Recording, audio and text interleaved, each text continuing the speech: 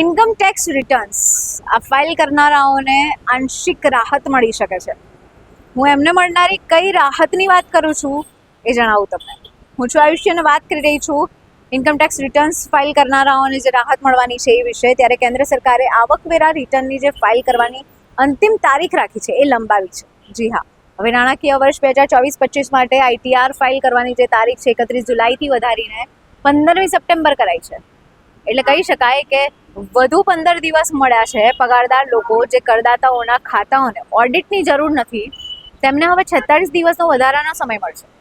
જો છેલ્લી તારીખ સુધીમાં આઈટીઆર ફાઇલ ન થાય તો 5,000 રૂપિયાનો દંડ પણ થશે.